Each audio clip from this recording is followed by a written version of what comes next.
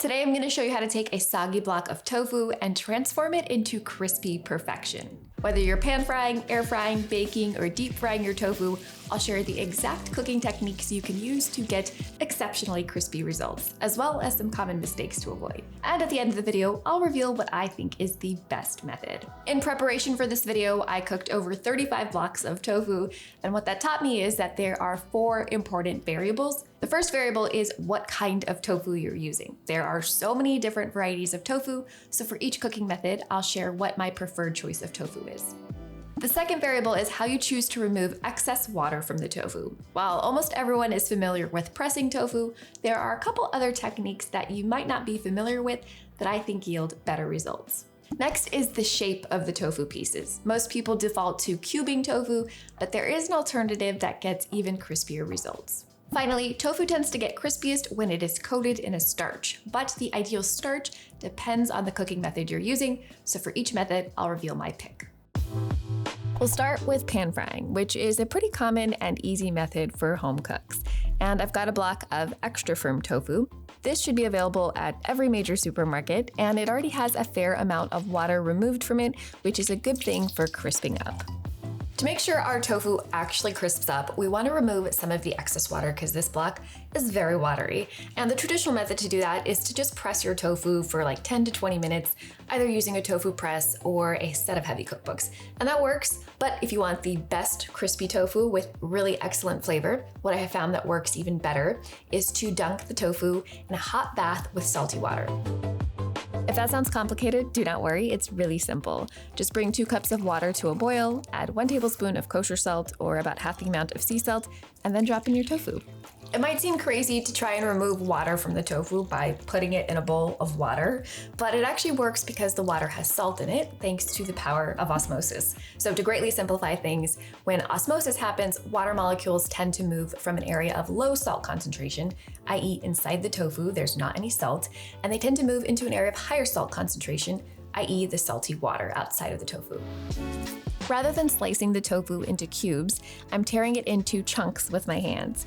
These tofu chunks have a lot more surface area thanks to their irregular, craggy shapes, and the more surface area you have in contact with the hot cooking surface, the more opportunity to develop a uniform, crispy texture. Be sure to gently pat the tofu dry, and now it's time to season it. I'm intentionally keeping the flavorings very simple for now, just salt and pepper, plus cornstarch. I've tried arrowroot powder and potato starch, but the tofu pieces tend to stick together in the pan and it gets a little gummy instead of crispy, so I don't really recommend those. I've got a large nonstick frying pan going over medium-high heat, and I'm using 3 tablespoons of olive oil to get a nice crispy sear. Once the oil is shimmering, just drop in your tofu and try to spread it out in a single layer as much as you can. Let the tofu cook for 5 minutes or so undisturbed, then grab a wide spatula and flip as many pieces as you can. Some of the pieces will be stuck together because of the cornstarch, but this actually makes them easier to flip than if you had cubes, and you can easily separate the pieces later. The second side should need just 3 to 4 minutes until it's golden brown. Another reason I like using chunks instead of cubes is that they cook faster. Transfer the tofu to a paper towel lined surface to get rid of some of that excess oil, and that's pretty much it. Hopefully you heard that crunch. It's delicious. It's obviously very simple, but it is super crunchy. It's got a nice amount of salt. It's a little pillowy on the inside, which is nice. And you can add seasonings and spices to this. I'll include one of my favorite seasonings in the description box below. But so far, I'm very, very happy with this one. Next up, we're making baked tofu. And like the pan-fried tofu, we are going to use a block of extra firm tofu, but you might be able to tell that this one looks pretty different. That's because this tofu was previously frozen and then defrosted. When you freeze tofu, the water inside of it turns into ice crystals, which expand, and that changes the molecular structure of the tofu. Once the tofu thaws, that ice melts into water and it starts to escape from all the porous holes. The result is a spongier tofu with less moisture, which is perfect if you're looking to make crispy tofu. Give it a quick 5 or 10 minute press with your heaviest cookbook, and if you don't have one, might I suggest my new 600-page cookbook, Big Vegan Flavor, which will be out on September 3rd. I like to slice the tofu into roughly 3/4 inch cubes, which is the perfect size for adding it to a rice bowl or salad. For a really simple baked tofu, you could just toss the tofu cubes with oil, salt, pepper, and starch like we did for our pan-fried tofu, but it's only gonna get mildly crispy, and I promised you exceptionally crispy tofu, so I'm gonna show you my favorite way to get really crispy baked tofu. First, we'll toss the tofu with some avocado oil or olive oil, as well as some toasted sesame oil for fantastic flavor, and soy sauce or tamari for a nice savory oomph. Couple pinches of salt, and to assist in the crispiness department, we're adding in arrowroot powder, panko breadcrumbs, and sesame seeds. Even though cornstarch worked great with the pan-fried tofu, I don't actually love using it in baked tofu because it tends to taste a little chalky. And the panko and sesame seeds are going to add a nice dense crunchiness. I like to line the sheet pan with parchment paper as it makes the cleanup process super easy. Make sure none of the cubes are touching or else they won't crisp up as well, and you can press any breading that's fallen off back onto the tofu pieces. Bake these for 15 minutes at 425 degrees Fahrenheit, then flip them with a spatula. Or if you're like me and your hands are always cold, this is a nice way to warm them up. But of course, be careful, kids. Bake for another 13 to 15 minutes until the tofu is deeply golden brown and crisp. Time for a taste test. It's a little hot. That has a really nice delicate crunch to it, and I know some folks are gonna be like, you cheated, you added panko, you added sesame seeds, but baked tofu needs a little extra helping hand compared to some of our other methods today. And it's delicious, it's savory, it's nutty, and if you have a picky partner, some picky kids, I feel like they will love this stuff. Next up, we are talking deep fried tofu. Now, I know this is not an everyday method of cooking for most of us, but I do think it's useful for home cooks to have in their culinary repertoire because it turns out seriously amazing. So it is perfect for special occasions like the Super Bowl or your partner's birthday, and it might sound intimidating, but it's actually pretty easy to do. While I typically use extra firm tofu for crispy results, when I'm deep frying specifically, I like to use firm tofu. It's slightly softer, and you get this really nice contrast of a crunchy exterior and a somewhat soft, pillowy interior.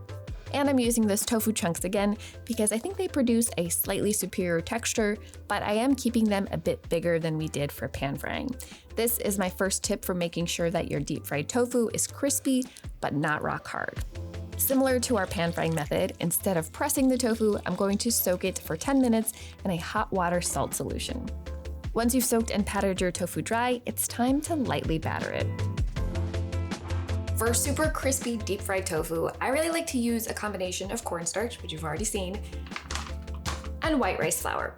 White rice flour has this magical ability to crisp up tofu and vegetables without weighing them down or making them feel greasy and heavy. And that's because it doesn't absorb as much oil as a wheat-based flour such as all-purpose flour. This is the same combination I use in my gobi Manchurian recipe to batter the cauliflower, and I think you're gonna really love it with tofu as well.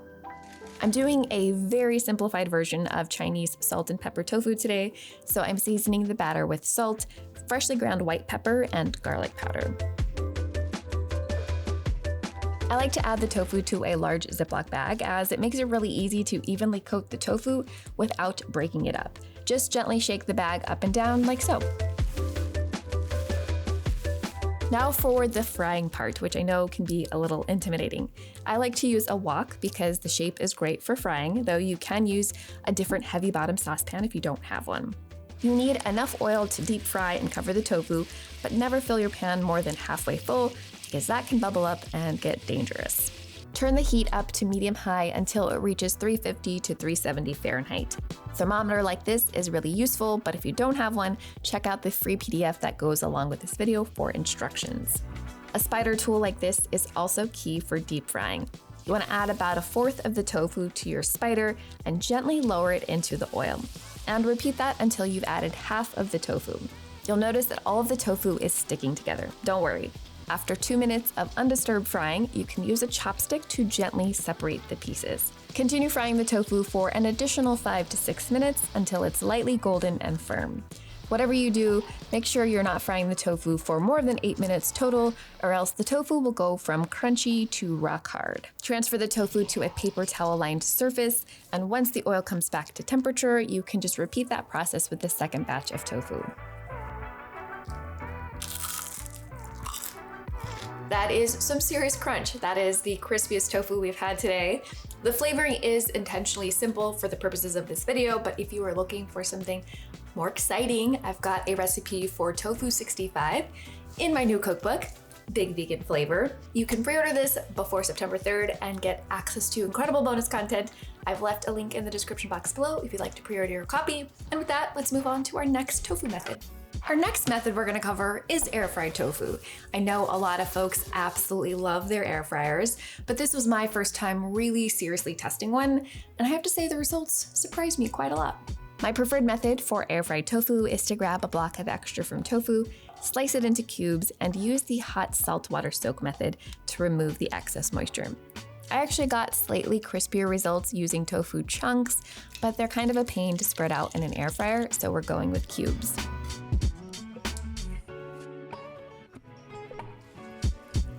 For the crispiest results, you do need to toss the tofu with a bit of oil before adding the starch. You don't need a lot, but if you don't use any oil, your tofu will be very dry and not very crispy.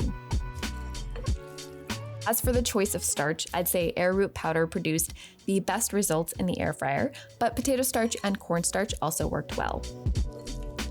Another somewhat surprising finding is that you will get better results if you preheat your air fryer first.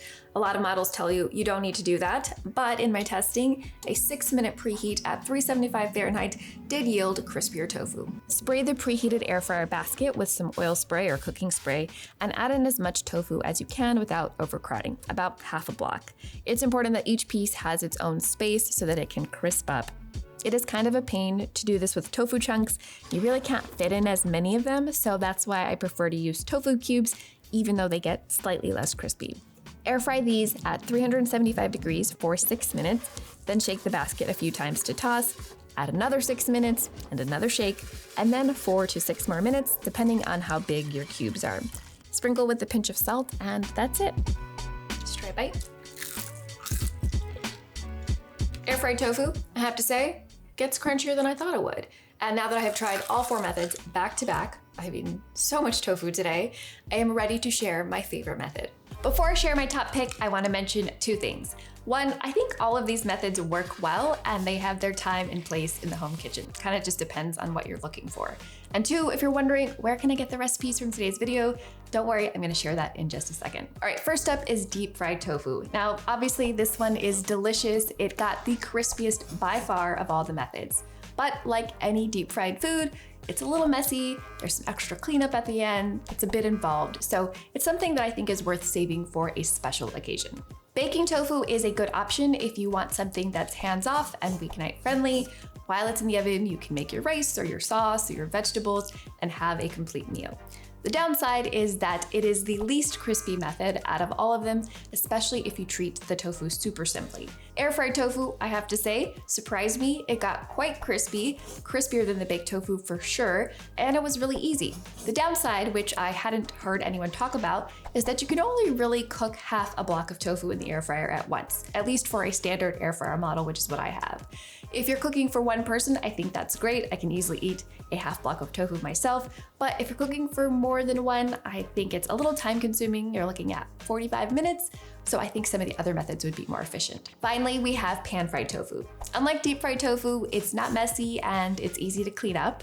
Unlike baked tofu, it does legitimately get crispy without too much extra work or advanced planning.